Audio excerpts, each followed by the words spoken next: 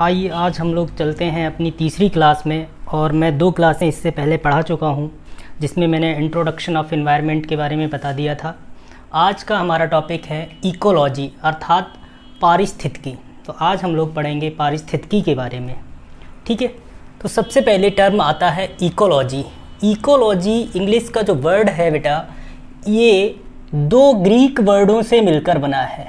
2 Greek वर्डों से मिलकर बना है और ये दोनों वर्ड हैं, पहला है ओइकोस और दूसरा है लोगोस, जिसमें ओइकोस का अर्थ होता है हाउस और लिविंग स्पेस अर्थात घर या रहने का आवास।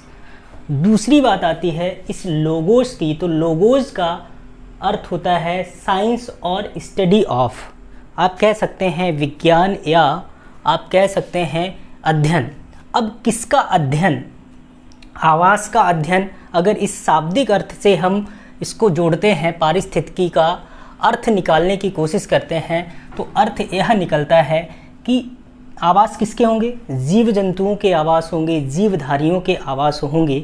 तो जीवधारियों के आवासों का अध्ययन करना ही क्या कहलाएगा?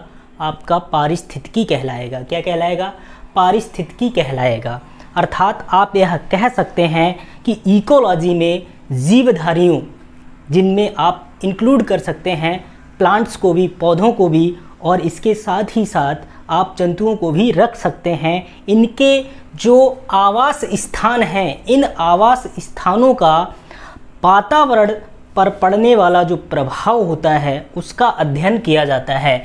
और यही क्या कहलाता है? यही कहलाता है आपका बेटा, कहलाता है पारिस्थितिकी कहलाता है। एक तरीके से और समझने की कोशिश करते हैं, उसके बाद हम आगे बढ़ते हैं। सपोज करो ये एक प्लांट है, ये इसकी रूट्स हो गई, ठीक है बेटा। अब प्लांट्स को क्या चाहिए? प्लांट्स को रूट के लिए वाटर चाहिए और पोषक पदार्थ चाहिए, सनलाइट चाहिए और CO2 चाहिए। क्यों चाहिए? क्योंकि हरे पेड़ पौधे प्रकाश की उपस्थिति में क्या करते हैं? प्रकाश संश्लेषण की क्रिया के द्वारा अपने भोजन का निर्माण स्वयं करते हैं, ठीक है बेटा। तो इसमें अगर ये सरवाइव करेगा तो फिर क्या होगा? इसका ये आवास स्थान हो गया। कार्बन डाइऑक्साइड एक कैसा अजैविक घटक हो गया बेटा? ये कैसा घटक हो गया? वातावरण का, पर्यावरण का, मैं बता चुका हूँ, अजैविक घटक हो गया। जबकि ये कैसा घटक है? ये जैविक घटक है। ये कैसा घटक है? जैविक घटक है। बकरी ने इसको सपोज करो खा लिया, और बकरी को किसने खा लिया? शेर ने खा लिया। तो अगर हम बात करेंगे इस तरीके से कि भाई अगर हम पारिस्थितिकी की बात करें बेटा, तो पारिस्थितिकी में आपको 2 चीज़ें दिखाई दे रही हैं। अजैविक घटकों का जैविक घटकों के साथ संबंध, अजैविक घटकों का जैविक घटकों के साथ संबंध, और जैविक घटकों का जैविक घटकों के साथ अंतर संबंध जो होता है वही क्या कहलाएगा? वही इकोलॉजी कहलाएगा, पारिस्थितिकी कहलाएगा। अर्थात आप कह सकते हैं कि अजैविक घटकों का जैविक घटकों के साथ संबंध और जैविक घटकों का जैविक घटकों के साथ अंतर संबंध ही क्या कहलाता है? पारिस्थितिकी कहलाता है, इकोलॉजी कहलाता है। इतनी चीज़ आपको समझ आई या नहीं आई, ये चीज़ आपको ध्यान में रखनी है।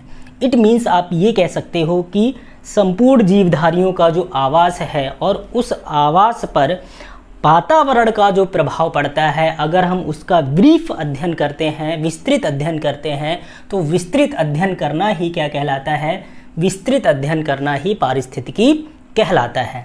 अब सबसे पहले पारिस्थितिकी के लिए इकोलॉजी जो टर्म दिया था वो 1869 में 1869 में एक जर्मनी के वैज्ञानिक हुए जिनका नाम था अर्नेस्ट हैकल। अर्नेस्ट हैकल ने सबसे पहले इकोलॉजी शब्द दिया था, ठीक है। किसने दिया था? जर्मन प्राणीशास्त्री थे और इनका नाम था अर्नेस्ट हैकल। और इन्होंने ही इस शब्द की विस्तृत व्याख्या की, और विस्तृत व्याख्या करने के साथ इसको एक अलग विषय क्षेत्र के रूप में स्थापित करने का भी श्रेय किसको जाता है? अर्नेस्ट हैकल को जाता है। इसीलिए हम इकोलॉजी के पिता या फादर ऑफ इकोलॉजी किसको कहते हैं बेटा? अर्नेस्ट हैकल को कहा जाता है। अर्नेस्ट हैकल को पारिस्थितिकी का जनक या पितामह कहा जाता है। अगर इंडियन कॉन्स्टेंट में बात करें, भारतीय संदर्भ में बात करें, तो फादर ऑफ इंडियन इकोलॉजी अर्थात भारतीय पारिस्थितिकी के जनक कहे जाते हैं प्रोफेसर रामदेव मिश्रा। रामदेव मिश्रा जी को क्या कहा जाता है? इनको कहा जाता है भारतीय पारिस्थितिकी का जनक कहा जाता है। अब अगर आप देखें तो इन्होंने एक्सप्लेन करके बताया अर्नेस्ट हैकल ने कि पारिस्थितिकी क्या है। अकॉर्डिंग टू अर्नेस्ट हैकल जी ने बताया कि जो वातावरण होता है और वातावरण तथा जीव समुदाय के मध्य जो पारस्परिक संबंध हैं, उन संबंधों का अध्ययन करना ही पारिस्थितिकी कहलाता है। क्या कहलाता है? पारिस्थितिकी कहलाता है। अर्थात आप इस तरीके से भी कह सकते हैं कि पारिस्थितिकी विज्ञान की वह शाखा है जिसके अंतर्गत हम क्या करते हैं बेटा, जीवों और उनके वातावरण के बीच संबंधों और उनके मध्य होने वाली पारस्परिक जो क्रियाएं होती हैं, उन क्रियाओं का अध्ययन ही पारिस्थितिकी कहलाता है। क्या कहलाता है बेटा? पारिस्थितिकी कहलाता है। ठीक है भाई, इतनी चीज़ समझ में आ गई सबको।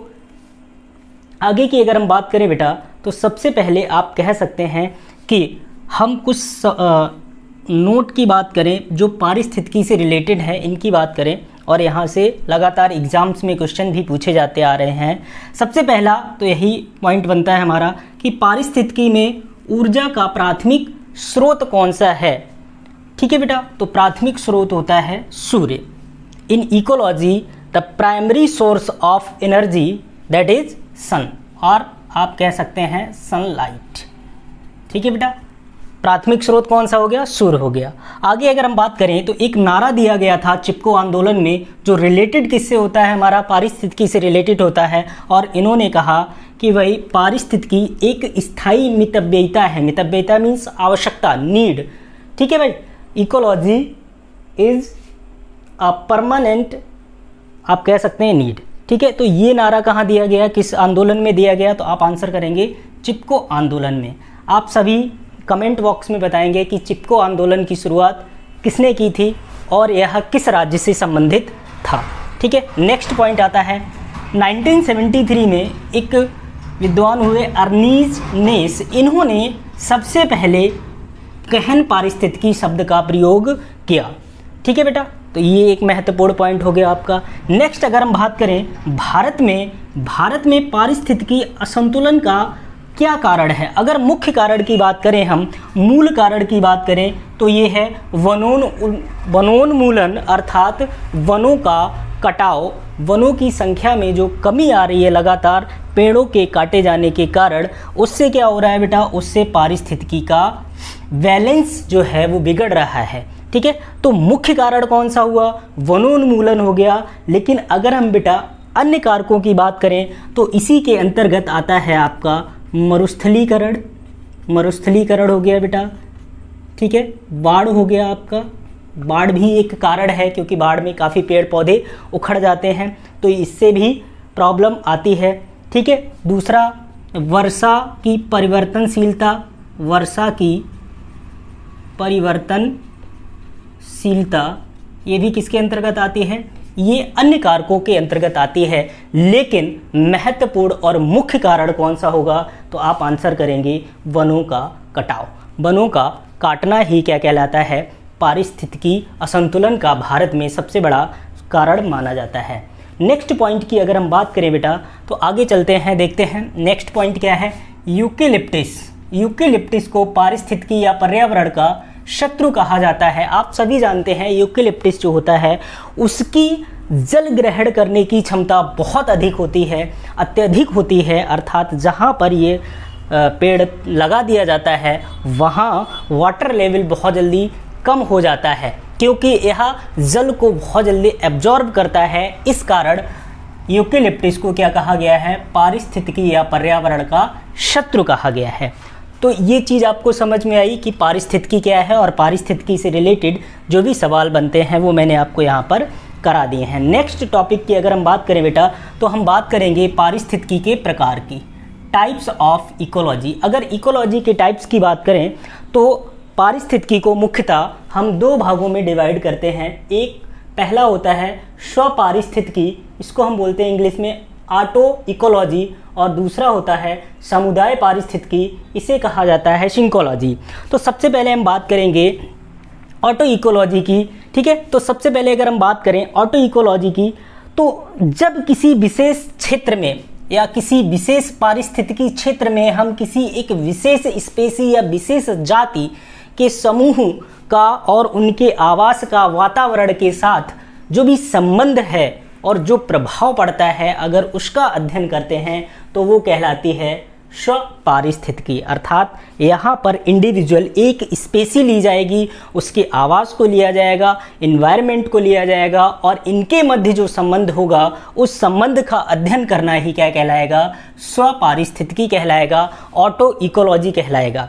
जबकि समुदाय पारिस्थितिकी की अगर हम बात करें बेटा, तो इसके अंतर्गत जीवों की और वनस्पतियों की समस्त प्रजातियों का वातावरण के साथ जो भी अध्ययन होता है, जो संबंध होता है, उन सभी का अध्ययन ही क्या कहलाता है, उन सभी का अध्ययन समुदाय पारिस्थितिकी अर्थात सिंकोलॉजी कहलाता है।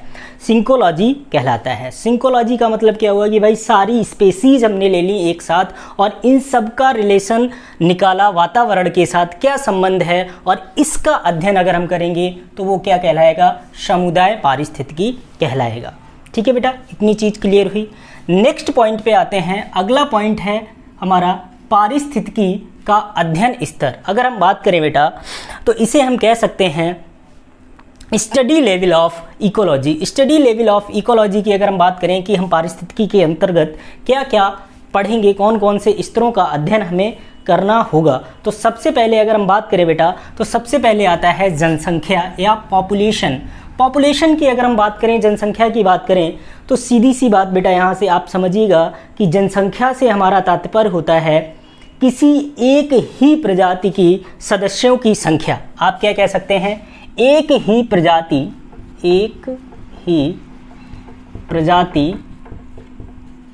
के सदस्यों की कुल संख्या। कुल संख्या क्या कहलाती है बेटा, जनसंख्या कहलाती है। और यह बेटा क्या है, सबसे छोटी इकाई है पारिस्थितिकी की। आप क्या लिखेंगे, सबसे छोटी इकाई।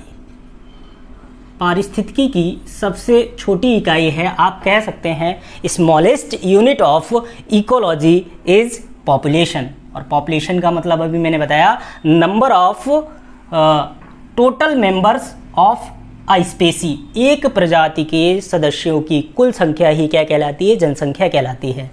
दूसरा लेवल आता है बेटा कम्युनिटी अर्थात समुदाय। अगर समुदाय की हम बात करें बेटा तो आप अच्छे से जानते हैं कि जितनी भी विभिन्न प्रकार की प्रजातियां हैं उन सभी का अगर हम समूह बना लें, ठीक है, तो वो क्या कहलाएगा, समुदाय कहलाएगा। अर्थात आप कह सकते हैं group of different varieties different species is called as community. अर्थात इनको हम क्या कहेंगे, समुदाय कहेंगे। अर्थात विभिन्न प्रजातियों का समूह समुदाय कहलाता है। विभिन्न प्रजातियों का समूह क्या कहलाता है, विभिन्न प्रजातियों का समूह समुदाय कहलाता है। नेक्स्ट आता है टॉपिक पारिस्थितिकी तंत्र, इकोसिस्टम। इकोसिस्टम की अगर हम बात करेंगे बेटा तो सीधी सी बात है, आप अच्छे से जानिए कि इसका हमें विस्तृत अध्ययन करना पड़ेगा और इसको हम अगली क्लास में लेते हैं। तो सबसे पहले आप समझ जाइएगा कि पारिस्थितिकी तंत्र होता क्या है।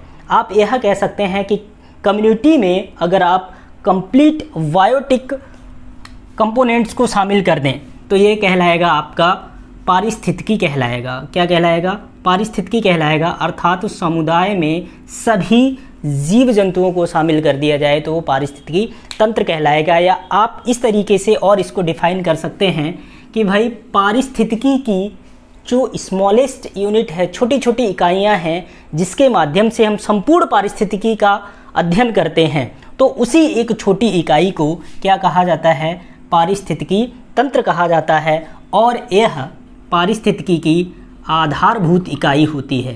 कौन सी इकाई होती है बेटा, आधारभूत इकाई होती है। आधारभूत इकाई होती है, ठीक है, आधारभूत इकाई कौन सी होती है? आप कह सकते हैं complete basic unit of ecology is ecosystem.